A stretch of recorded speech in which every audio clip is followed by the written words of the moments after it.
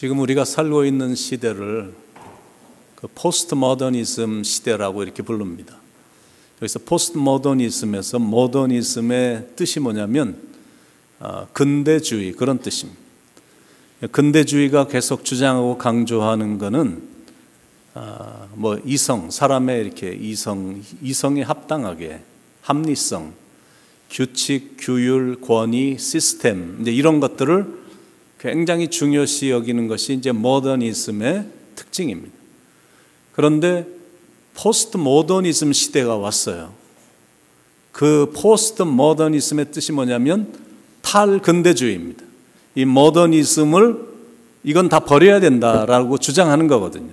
그러니까 이런 것들을 더 이상 하지 말고, 왜냐하면 이 자체가 사람의 이성으로만 생각하고 합리에 맞아야 되고 꼭 규칙에 따라서 모든 걸 해야 된다라는 것은 이거는 문제가 많다라고 생각을 합니다. 그래서 반드시 이런 것에서 벗어나야 된다라는 게 이제 포스트 모더니즘의 특징입니다. 그래서 그들이 주장하는 게 뭐냐면 자기들이 원하는 대로, 자기가 하고 싶은 대로 살라라는 거예요. 여러분들 보셨을지 모르지만 지난주 수요일 날 2월 14일 날 한국의 그 가수 이효리 씨가 자신의 모교인 국민대학교 졸업식에 축사를 했습니다. 그런데 딱 축사하러 강단에 딱 서더니 제가 한번 떠들어 보겠습니다 이러면서 졸업의 축사를 이제 시작을 합니다. 그러면서 축사 내용이 뭐냐면 이런저런 것들이 좀 있지만 짧은 축사 속에 내용이 이런 겁니다. 여러분들 그냥 여러분 마음대로, 마음이 가는 대로 사십시오. 그리고 웬만하면 아무도 믿지 마세요. 그냥 자신의 마음의 소리를 들으면서 자신이 원하는 대로 살면 됩니다. 이런 내용의 축사입니다. 그리고 나서는 학사모를 딱 벗어 던지고 저는 이제 그만 떠들고 신나게 노래나 한 곡하고 가겠습니다. 그러더니 정말 음악에 맞춰서 신나게 무대를 누비다가 무대에서 펄쩍 뛰더니 내려와서 정말 신나게 졸업생들에게 다가가 악수하면서 노래를 불렀습니다. 근데 이렇게 보니까 거기 앉아있는 젊은이들이 굉장히 좋아하는 느낌을 받았습니다. 왜냐하면 이렇게 원하는 대로 살라고 하는 거니까. 그런데 이거는 어쩔 수가 없다라는, 지금 우리가 살고 있는 시대가 그런 시대이기 때문에 포스트 모더니즘 시대 속에 살고 있기 때문에 사람들은 또 그런 사람들을 선호하고 또 그런 사람들을 참 좋아합니다. 왜냐하면 당신들 원하는 대로 인생은 사는 거다라고 이렇게 말을 해주니까 참 좋아하는 그런 느낌이 있어요. 그러니까 머리 스타일도 그렇고 옷 입는 스타일도 그렇고 귀걸이에 코걸이에 눈걸이에 배꼽과 온몸에 피어싱하고 온몸에 문신을 새기고 다녀도 그냥 그거는 자기만 좋으면 된다는 거야. 온몸에 뱀의 문신을 세워놓고 용을 그려놓고 해골을 그려놓고 이래도 그게 당신이 좋으면 된다라는 거거든요. 남자가 남자를 사랑해도 된다는, 당신이 그게 좋으면 그냥 남자가 남자를 만나서 부부로 살고, 여자가 좋으면 여자를 보고서 이렇게 마음속에 끌리면 그냥 사랑해서 부부로 살아도 된다, 그겁니다. 그러니까 하고 싶은 대로 하는 거니까 그냥 하라는 거예요. 술도 마시고 싶을 만큼 마시고 마약도 하고 싶은 대로 하고, 그리고 갚을 방법이나 능력도 없으면서 크레딧 카드 물 쓰듯이 다 쓰다가 한계에 부딪히면 파산 신청하면 된다라는 겁니다. 자, 그런데 이제 포스트 모더니즘의 위험한 게 뭐냐면, 특히 포스트 모더니즘에서 제일 많이 도전하는 게 뭐냐면 특히 종교적인 것, 영적인 것에 정면으로 도전을 하거든요. 어떻게 도전하냐면 객관적이거나 절대적인 진리는 이 땅에 없습니다, 이렇게 주장을 하는 거예요. 그러니까 기독교하고 부딪히게 되는 거거든요. 예수님이 분명히 말씀하시기를 내가 곧 길이요 진리요 생명이니 나로 말미암지 않고는 절대 아버지께로 갈 수 없다라는 이런 절대적인 진리를 이 땅에서 없애게 만드는 게 그들의 목표입니다. 그래서 기독교를 자꾸 해체시키려고 하는 운동이 여기저기서 일어나는 이유가 지금 우리가 포스트 모더니즘에 살고 있기 때문이에요. 근데 그런 모습을 오늘 우리가 함께 읽은 에베소서 4장 17절에서 19절까지 이렇게 예언적으로 묘사하고 있습니다. 그러므로 내가 이것을 말하며 주 안에서 증거하노니 이제부터 너희는 이방인이 그 마음에 허망한 것으로 행한 같이 행하지 말라. 그들의 총명이 어두워지고 그들 가운데 있는 무지함과 그들의 마음이 굳어짐으로 말미암아 하나님의 생명에서 떠나 있도다. 그들이 감각 없는 자가 되어 자신을 방탕에 방임하여 모든 더러운 것을 욕심으로 행하되. 이런 모습이 이 포스트 모더니즘에 살고 있는 사람들의 모습을 예언적으로 말하고 있다라고 느껴지는 거거든요. 이제 그렇게 인생을 사는 거야. 자기가 원하는 대로, 네가 하고 싶은 대로 인생은 사는 거야. 인생은 짧으니까, 한 번밖에 못 사니까 네가 하고 싶은 것만 해. 그것이 좋은 것든 나쁜 것이든 하여튼 네가 좋은 거 하면 되는 거야. 그래서 인생을 그렇게 살았더니 이게 좋은 게 아니라 시간이 갈수록 점점 내 마음에 허망함이 찾아오는 겁니다. 자기 멋대로 인생을 살면 살수록 이상하게 마음은 허전하고 허망하고 공허함이 막 느껴지는 거예요. 그 마음에 허망한 것으로 행한 같이 이렇게 되어 있어요. 그 다음에 나타나는 현상은 총명이 어두워지는 거야. 총명함이 사라지는 거야. 지식과 정보는 굉장히 많아졌는데 구글이나 이런 데 들어가서 단어 한두 개만 치면 모든 지식을, 모든 정보를 다 얻을 수 있는 세상에 살아가고 있는데, 그런데 이제 삶을 살아가는 지혜가 결여되다 보니까 꼭 마치 속이 빈 강정고 같은 거야. 모양은 똑같다고 화려해서 큰 빵을 딱 샀는데 먹으려고 보니까 속이 다 비어 있는 거야. 뭐 이런 식입니다. 그 다음에 무지한 것, 그들의 총명이 어두워지고 그들 가운데 있는 무지함과 성경적인 지식이 너무 없고 영적으로 완전 깡이니까 겉모습만 화려하지 속은 너무 무지한 겁니다. 그리고 마음에 굳어져 있는 거예요. 포스트 모더니즘에 살고 있는 현대인들의 모습이 마음이 탁탁하고 양심도 딱딱해. 죄를 지으면서 부끄러운 일을 행하는데도 전혀 부끄러운지도 모르고 마음이 돌처럼 굳어 있는 겁니다. 그 다음에 하나님의 생명에서 떠나 있도다. 포도나무에 붙어있던 나무 가지가 나무에서 떨어져 나가면 죽은 거나 마찬가지인 것처럼 하나님의 생명에서 떠났기 때문에 육체는 활동할지 몰라도 영적으로는 완전히 식물인간이 된 겁니다. 그래서 그런지 감각 없는 자가 되어 감각이 없는 겁니다. 영이 죽었기 때문에 이게 뭐가 옳은 건지 뭐가 그릇된 건지 전혀 감각 없이 그냥 사는 거야. 그 다음에 보니까 자신을 방탕에 방임하여 방탕에 방임해 두는 사람, 기준과 무슨 어떤 가치가 없으니까 그저 향락과 방탕함에 빠져서 인생을 사는 거거든. 그런 다음에 모든 더러운 것을 욕심으로 행하는 그런 삶이 되는 겁니다. 왜냐하면 그 안에 예수님이 안 계시고 그리고 성령의 역사가 없으니까 그냥 정욕과 이 죄의 노예가 돼서 사는 겁니다. 자, 그렇다면 이런 인생을 이렇게 살아가고 있다면 이런 것을 인생이라고 말할 수가 있겠느냐라는 거예요. 나중에 후회만 막심할 인생을 살아가는 거잖아요. 그렇다면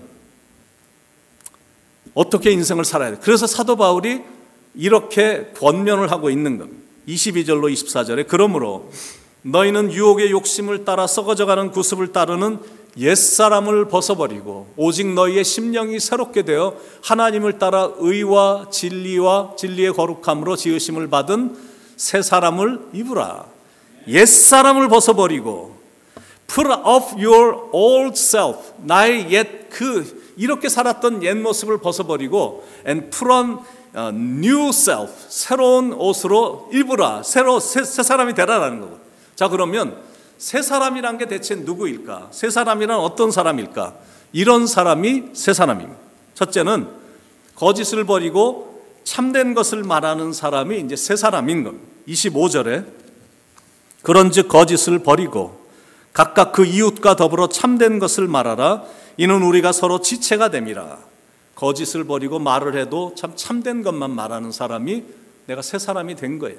두 번째는 남의 것을 탐내지 않고 자기 손으로 수고해서 얻은 수익으로 선한 일을 하는 사람이 새 사람이다라는 것. 28절에 도둑질하는 자는 다시 도둑질하지 말고 돌이켜 가난한 자에게 구제할 수 있도록 자기 손으로 수고하여 선한 일을 하라. 이런 사람이 새 사람이거든.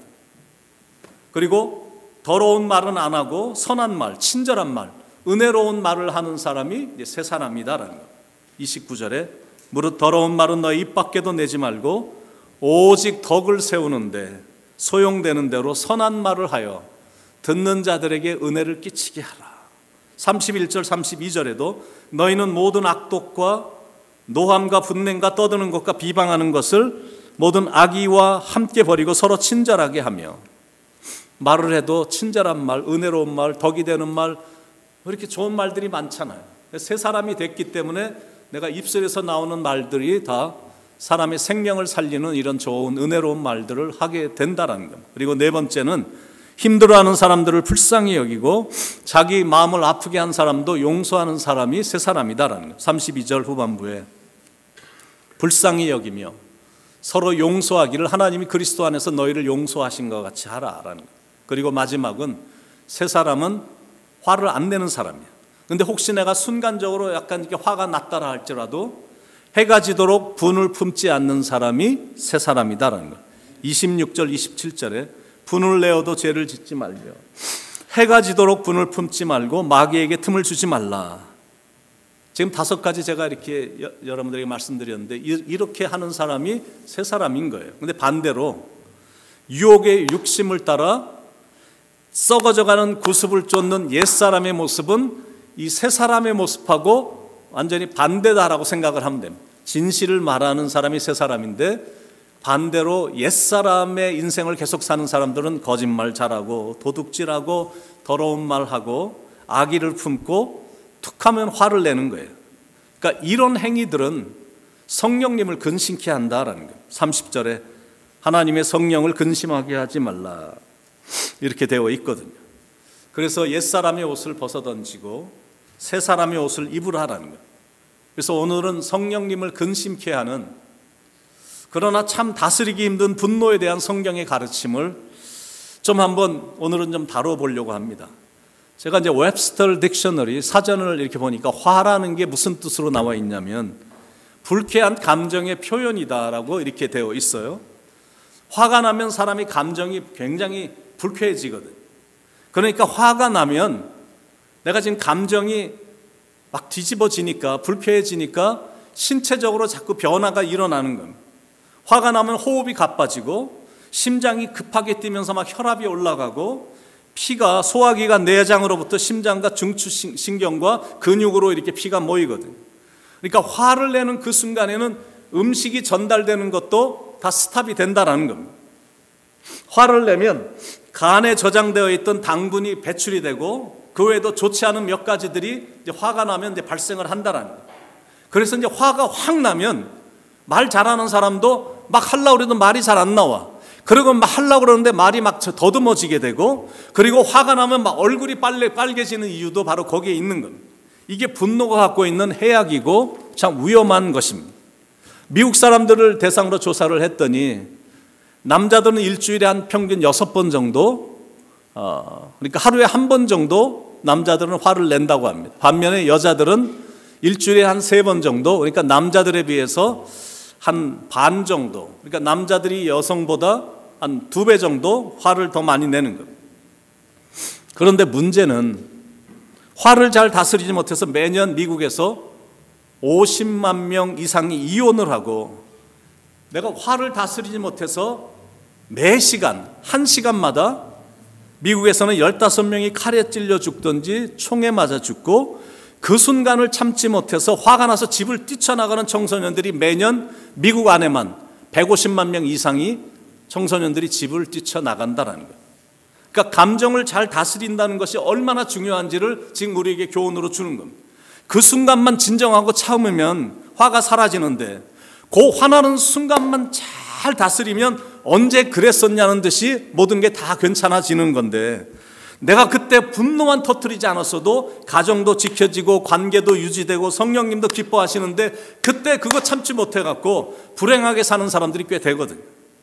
여러분들이 이번 주에도 많이 보셨겠지만 지금 한국 축구 대표팀 안에 일어난 일들로 인해 굉장히 시끄럽습니다.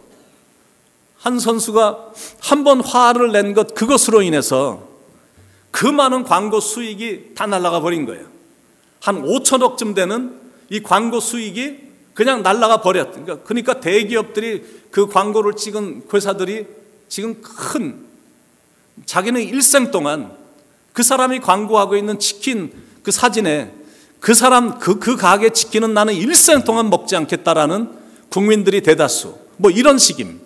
그러니까 위약금을, 회사를 망쳐놨으니까 위약금도 한 500억쯤 줘야 지불해야 될 판이고, 그렇게 비싸게 잘 팔리던 그 사람의 이름이 적혀 있는 유니폼도 지금 다 중고시장에 1,000원으로 내놨는데 아무도 안 사는 거예요. 한 나라의 축구 영웅이 한순간에 분노 조절을 잘못함으로 말미암아 한국에서 최고로 욕을 먹는 사람이 됐거든요. 그러니까 이렇게 분노라는 것이 조절을 잘하지 못하면 가인처럼 굉장히 불행해질 수 있다는 거예요. 그런데 그걸 알면서도 분노의 이 순간의 분노 조절이 말처럼 쉽지 않다라는 게 이게 참 문제죠. 질문해 보겠습니다. 이 자리에 계신 여러분들 중에 나는 일생 동안 화를 내본 적이 없다. 혹시 그런 분 있으세요? 손 한번 들어보시죠. 나는 일생 동안 화를 내본 적이 없는데? 없어요? 있어요? 자, 그러면 다음 질문. 일생을 살아가면서 한 번도 화를 안 낸 사람이 사람인가? 한번 사람이다라고 생각하는. 한 번도 화를 안 낸 사람은 사람이 아니다. I don't know. 난 모르겠다. 자, 그러면 또 질문입니다. 사람이 화를 내는 것이 이게 죄인가? 화내는 것이 죄라고 생각하시는 분, 죄가 아니라고 생각하시는 분. I don't care. 나는 어떤 것도 상관하지 않는다. 자, 그러면 가장 중요한 거니까 성경은 대체 분노에 대해서 뭐라고 말할까? 26절, 27절. 분을 내어도 죄를 짓지 말며 해가 지도록 분을 품지 말고 마귀에게 틈을 주지 말라. 여기서 우리는 중요한 세 가지를 발견하고, 첫 번째는 분노하는 것은 하나님이 주신 감정이다라는 거예요. Anger is God-given emotion. 그러니까 분을 내어도 이렇게 되어 있죠. 분을 내어도. 왜 성경이 저런 게 떴어? 뒤로. 에베소서 26절, 27절. 분을 내어도 이렇게 되어 있죠. 분을 내어도. 그러니까 분을 내는 거는 하나님께서 우리를, 인간을 만드실 때 그냥 이렇게 자연스럽게 나오는 감정의 일부에 불과합니다. 그냥 화가 나는 거예요. 그러니까 내가 화를 내는 거는 인간으로서 지극히 자연적인 감정 표현이다라는. 그러니까 내가 화를 내는 거는, 분노 자체는 죄가 아니다라는. Anger is not necessarily sin. 내가 죄를 짓는 게 아닌 거예요.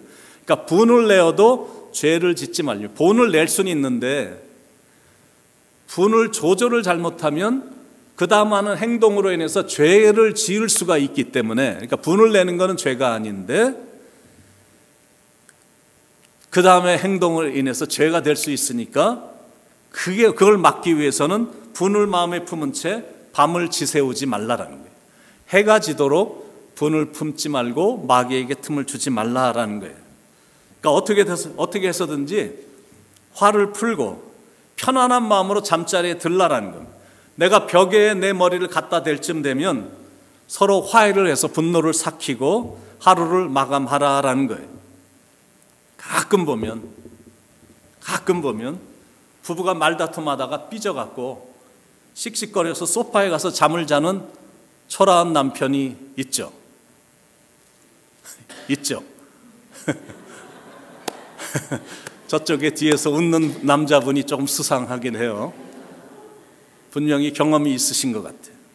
그런데 또 베개를 들고 쪼르륵 아이들 방으로 들어가서 자는 아내들도 있죠.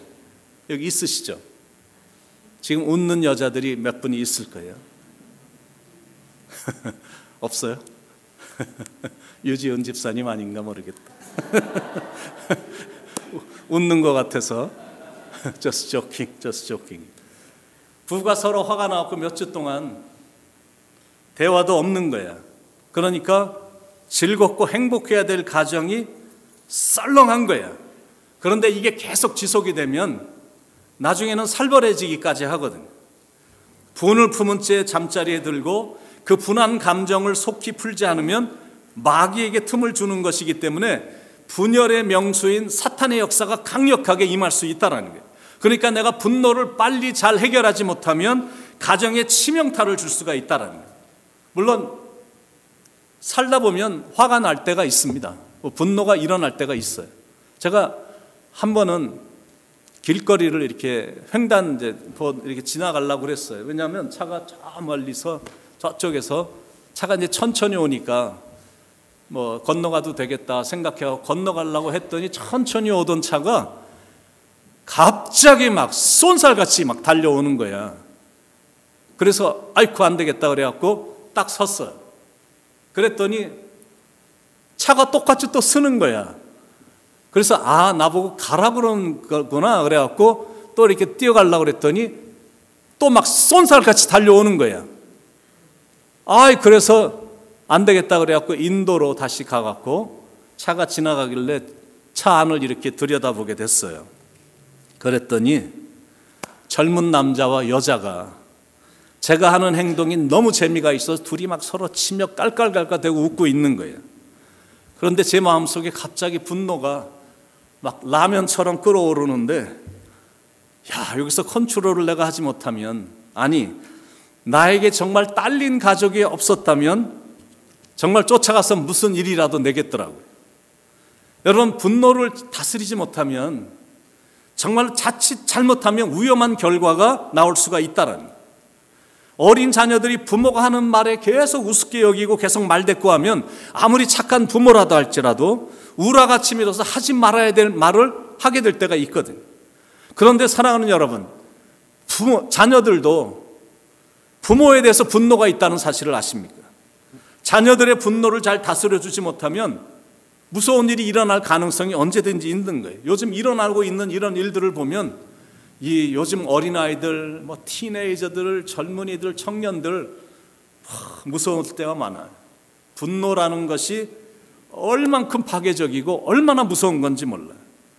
아놀드 히틀러가 아버지가 유태인이었습니다. 아버지 유태인이 자기 엄마를 너무너무 못살게 구는 거예요. 너무나 학대하고.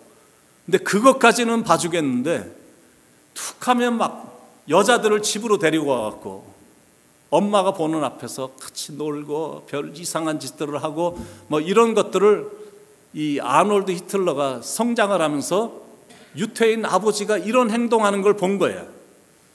그래서 나중에 600만의 유태인을 죽였다라는 기록이 있거든요. 마음의 분노라는 게 이렇게 무서운 겁니다. 내가 사랑하는 사람으로부터 버림을 받았을 때 느껴지는 이 분노를 잘못 다스리면 나중에 무섭게 복수를 하거나 마음이 약한 사람들은 자살까지 할 가능성도 있거든요.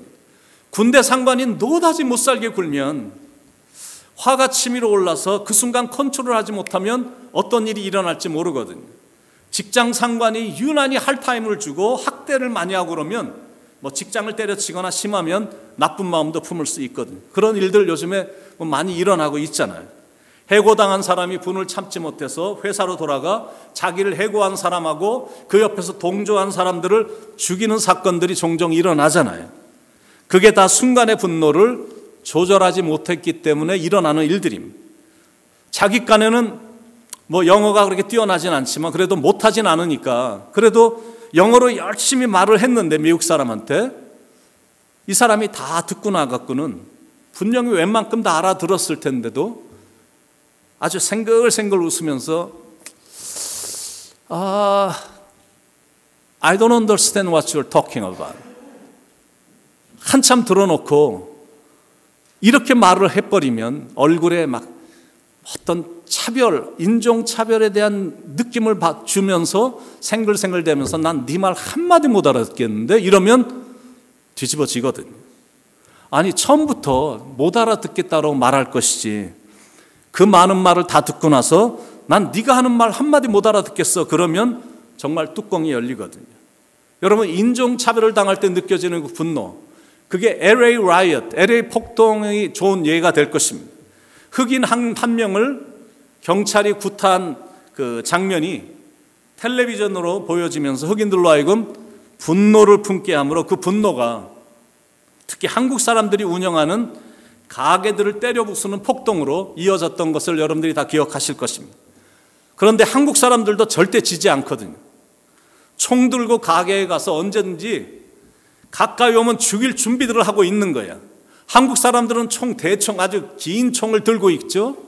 그리고 흑인들은 막 더 계속 폭동을 일으키려고 막 이렇게 대치하고 있죠. 굉장했었습니다. 이게 바로 분노가 갖고 있는 위험이다라는 거예요. 그래서 분노는 잘 다스려야 돼요. 그래서 오늘 우리에게 주어진 과제는 주님 안에서 새 사람이 된 우리들은 분노를 어떻게 다스려야 되나, 이게 이제 우리에게 놓여진 과제입니다. 물론 우리가 분노를 해야 될 때가 있어요. 여성들이 성적인 차별을 당했을 때나 우리같이 아시안들이 이런 데서 살고 있는데 심하게 인종차별을 당한다든지 내가 부당한 취급을 당할 때는 그때는 당연히 거룩한 분노를 일으켜야 되죠. 의분을 일으켜야 되는 거예요. 그런데 이제 그런 거 말고 내가 거듭나지 못했기 때문에 너무나 쉽게 그리고 자주 표출되는 이 분노를 어떻게 은혜스럽게 다스릴 수가 있을까? 제가 하는 말이 여러분들에게 얼마나 도움되는지 모르겠지만 This is how I overcome my anger. 저도 이렇게 이제 가끔 화도 날 때도 있고 분노가 있을 때도 있는데 저도 하도 부족한 게 많으니까 제 얘기를 하는 거는 좀 그렇긴 하지만, 그리고 저도 이렇게 보면 잘못된 꼴을 잘 못 보는 사람이라 화도 내는 사람이긴 하지만 제 나름대로 극복하는 방법이니까 혹시 여러분들에게 도움이 될까 봐 한번 나눠보려고 합니다. 제가 이제 속에서 이제 화가 나려고 하면 십자가를 제가 묵상을 해요. 화가 나면 십자가를 묵상합니다. 너무나 억울하게 당하시고 그리고 그 분한 것을 묵묵히 참으신 예수님을 깊이 묵상을 합니다. 그러면 참 신비한 경험을 하게 돼요. 진짜 화는 나는 일인데 이렇게 생각을 해보면 와, 나는 예수님이 경험하신 거하고는 비교도 할 수 없는 너무 작은 건데 내가 왜 이렇게 화를 내고 있지? 이런 생각이 들면서 예수님을 깊이 묵상을 하니까 십자가에 달리신 예수님하고 저하고 이렇게 오버랩이 되는 경험을 해. 예수님하고 나하고 이렇게 하나가 되는 듯한 느낌이 드는 거야. 그러면서 내가 여기서 막 뚜껑이 열릴 정도 열이 막 나고 화가 막 났는데 예수님하고 이렇게 오버랩이 되면서 그 화가 여기서부터 막 내려와 갖고는 나중에는 바지 사이로 이렇게 화가 빠져나가는 것을 좀 경험할 때가 좀 있습니다. 그래서 십자가를 묵상하고 억울하게 당하시면서도 그 분함을 묵묵히 참으신 예수님을 묵상하면서 이 분노를 좀 이기기도 하고요. 두 번째는 화가 딱 나는 그 순간 분을 폭발시키지 않고 입술을 움켜잡고 내 입에서 안 좋은 말이 튀어나오기 전에 일단은 그 자리를 떠납니다. 그래서 그 자리를 떠난 후에 커피숍이나 이런 데 가서 혼자 따뜻한 티를 한번 이렇게 마셔보는 거예요. 근데 이렇게 마셔보면 한 30분 몇 분 지나면 그 마음이 참 괜찮아지거든요. 그러니까 어느 정도 진정이 된 상태에서 다시 와서 대화를 하면 상대방이 또 이해도 돼. 그러면서 이제 모든 것이 은혜롭게 해결되는 것들을 좀 경험합니다. 그리고 세 번째 하는 방법은 나름대로 화목한 가정을 이루어 보려고 합니다. 집안이 화목하면 별로 화낼 일이 없어요. 밖에서 내가 아무리 분노가 좀 생겼어도 집에 오기만 하면 내 마음에 안식과 평화가 느껴지니까 해가 지기 전에는 분노가 대체적으로 사라집니다. 그리고 네 번째는 하나님이 주신 탁월한 방법, 기도를 사용하는데 마음에 분이 가득할 때 기도했나요? 나의 앞길 막는 친구 용서했나요? 나의 일생 다가도록 기도하리라. 주께 맡긴 나의 생애 영원하리라. 기도는 우리의 안식, 빛으로 인도하리. 앞이 캄캄할 때 잊지 마세요. 그러니까 내가 마음에 하고 싶은 것, 정말로 하고 싶은 그 모든 말들을 하나님께 기도로 다 그냥 일러 바치는 거예요. 그러면 마음이 많이 시원해집니다. 그런데 다윗의 기도도 보면 그런 기도를 굉장히 많이 했어. 너무 괴로우니까 너무 억울한 게 많으니까 마음속에 있는 분노, 억울함, 원통함, 절망, 슬픔, 치졸하고 비열한 막 감정들까지도 하나님께 모조리 막 다 쏟아붓는 거예요. 하나님 저 왼수도를 그냥 끝까지 놔두실 거예요? 왜 이렇게 가만히 계세요? 뭐 이런 기도가 굉장히 많아. 시편에 보면 시편 35편 1절에 여호와여 나와 다투는 자와 다투시고 나와 싸우는 자와 싸우소서. 시편 35편 4절 5절에 내 생명을 찾는 자들이 부끄러워 수치를 당하게 하시며. 저 뒤에 일 안 하나? 나를 상해하려는 자들이 물러가 낭패를 당하게 하소서. 그들을 바람 앞에 겨와 같게 하시고 여호와의 천사가 그들을 몰아내게 하소서. 시편 35편 8절에 멸망이 순식간에 그에게 닥치게 하시며 그가 숨긴 그물에 자기가 잡히게 하시며 멸망 중에 떨어지게 하소서. 주님 앞에 하고 싶은 말 그냥 다 털어놓는 거예요. 그런데 이게 보니까 이게 참 좋은 거더라고요. 왜냐하면 그런 기도를 통해서 내 마음이 나름대로 치유가 되기 때문에 그렇습니다. 그리고 이런 것들은 크리스찬들에게만 준 아주 특권입니다. 분노를 다른 데 가서 터뜨리는 게 아니라 마음이 넓으신 이해의 심이 풍성하신 하나님께 와서 그냥 다 풀어버리는 거예요. 그리고 나면 마음이 굉장히 한결 가벼워집니다. 그리고 다섯 번째는 되도록이면 웃으면서 즐겁게 이 세상을 사는 거예요. 왜냐하면 화나서 좋을 게 하나도 없기 때문입니다. 잠언 17장 22절에 보면 마음의 즐거움은 양약이라도 심령의 근심은 뼈로 마르게 하느니라. 그러니까 막 이왕이면 즐겁게 웃으면서 인생을 사는 거예요. 또 그렇게 사는 것이 하나님께서 당신의 백성들을 향한 그 하나님의 뜻이라고 그랬잖아요. 항상 기뻐하라. 그러니까 그냥 기쁘게 살려고 노력하는 거예요. 한 번 웃으면 한 번 젊어진다. 한 번 화내면 한 번 늙어진다. 일소 일로 이런 말 있잖아요. 웃으면 복이 와요. 소문 만복내 있잖아요. 그러므로 이왕이면 많이 웃는 거야. 많이 웃으면 복도 온다니까. 하여튼 웃을 만한 것들을 주위에서 찾으면서 인생을 사는 거예요.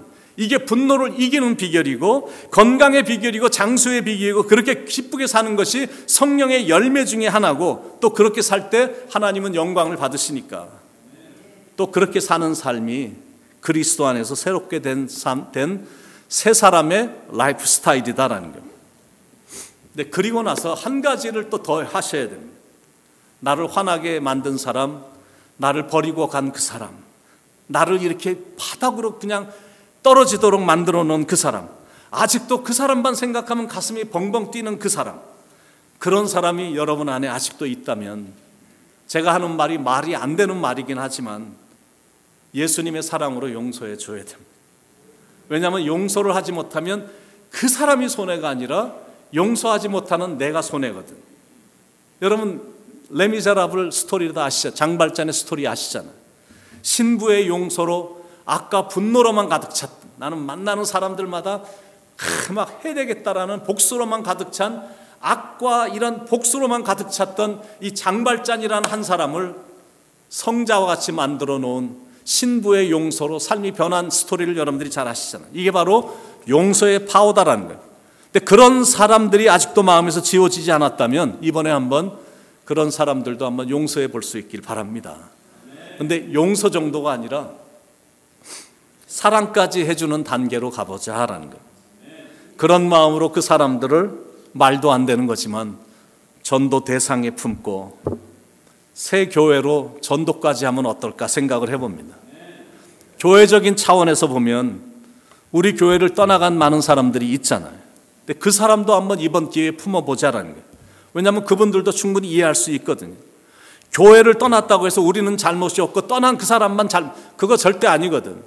그 사람들이 떠난 가장 결정적인 이유는 제가 부족했기 때문일 거예요. 저 때문에 대부분 떠났을 거고, 그리고 우리의 부족함 때문일 수도 있거든요. 그리고 그때는 다 이유가 있었기 때문에 떠났을 거니까 혹시 교회를 정하지 못하고 방황하고 있다면 이런 기회에 한번 연락을 취해보는 것도 그분의 마음을 뭉클하게 만들어줄 것이다 라고 생각을 합니다. 우리가 입당하는 날까지 한 40일쯤 남았는데 오늘부터 시작해서 입당하는 3월 31일까지 제1차 전도 기간으로 기도하면서 잡아봤어요. 그리고 이제 들어가서 4월 1일부터 5월 4일까지는 제2차 전도 기간입니다. 특별 새벽 기도가 있는데 어떤 계기를 통해서라도 하여튼 교회로 초청하는 겁니다. 그리고 9월부터 10월 20일 10주년 창립 예배일까지 3차 전도 기간을 잡고 3차에 걸쳐서 153명을 전도하는 목표로 한번 세워봤습니다. 여러분, 인생을 살아보니까 모든 게 때라는 게 있거든요. 그리고 시도하는 것이 워킹이 되는 타이밍이란 게 있고 모멘텀이란 게 있어요. 근데 제가 볼 때는 이번이 하나님이 우리에게 주신 기회다라는 생각이 드는 겁니다. 그래서 여러분들이 들어오셨을 때 보면 이쪽 입구 벽에 전도 대상자 포스터가 붙어 있거든요. 거기에 전도자인 자신의 이름을 적고 전도 대상자의 이름을 적기를 바랍니다. 그러니까 이렇게 우리 전 교인이 한 마음을 가지고 사랑의 마음을 가지고 한 목표를 향해 나간다면 올해 안에 우리 교회는 교회 배가 운동이 충분히 가능하게 될 줄로 믿습니다. 목표를 153명으로 잡았는데 그거는 이런 이유입니다. 부활하신 예수님이 고기를 잡고 있던 베드로에게 다가가셔서 저쪽 깊은 데 가서 그물을 던지라라고 했을 때 베드로가 그 말에 순종해서 그물을 던지자 그 그물에 잡힌 물고기의 숫자가 153마리였거든요. 큰 물고기가 153마리가 잡혔어요. 그때 주님이 예수님이 베드로에게 하신 말씀입니다. 베드로야, 너는 이제부터 사람을 낚는 어부가 되어라, 이렇게 말씀을 하셨거든요. 그러니까 이런 마음으로 우리가 이번에 한번 도전해 보자라는 겁니다. 1, 5, 3, 153이거든요. 1년 동안 5명의 태신자를 작정해서, 태신자라는 게 뭐냐면 이 태중에 있는 아이는 반드시 세상에 나오게 되어 있거든요. 그리고 아직은 내가 작정만 했기 때문에 태 안에 있지만 머지않아 이제 나오게 될, 태어나게 될 신자라는 그런 뜻입니다. 5명 정도를 우리가 작정을 하고 기도하고 열심히 시도해서 3명의 열매를 거두자, 뭐 이런 뜻도 있을 수가 있고, 아니면 저것까지 안 되면 올해 한 해 동안에 한 명을 전도해서 구원시키자라는 거예요. 119입니다. 한 명이 한 명을 전도해서 구원시키자. 그러니까 each one, rich one, 한 사람이 한 사람 정도는 우리 한번 이번에 전도를 시도해 보자라는 거예요. 우리 영어권이나 젊은 사람들은 이런 표를 주면 더 세게 나오거든요. each one, grab one, 뭐 이런 그 말들을 합니다. 한 사람이 어떤 방법을 통해서라도 주님의 전으로 반드시 데리고 와야 된다는 그런 목표인데, 그래서 이번에 한번 하나님의 전을 가득 채우는 일을 한번 했으면 좋겠고요. 그들도 예수님이 얼마나 좋은 분이신지, 예수님이 얼마나 우리를 사랑하는지 이렇게 좀 알려주면 좋잖아. 제가 좀 들어오기 전에 항상 2부 예배 전에는 영유아부 반에 들어가서, 부모님들은 싫어하시겠지만 아이들에게는 사탕을 하나씩 꼭 주거든요. 매주일 들어가서. 근데 오늘은 딱 들어갔더니 4명의 아이들이, 어린 아이들이 딱 서 있는 거야. 사탕을 주려고 그랬더니 no 그래. 그랬더니 목사님이 칠판에 이렇게 써놨더라고요. 이 노래를 먼저 부르라는 거야. 그래서 딱 보니까 오케이. Jesus loves me, this I know, for the Bible tells me so. Little ones who belong, they are weak, but He is strong. Yes, Jesus loves me. Yes, Jesus loves me. Yes, Jesus loves me. The Bible tells me so. 그랬더니 아이들이 막 박수를 치면서 오늘은 우리가 목사님에게 사탕을 준다 그러면서 애들이 한 명씩 저한테 사탕을 4개를 받아갖고 왔어요. 그래서 와, 이게 너무 좋은 거야.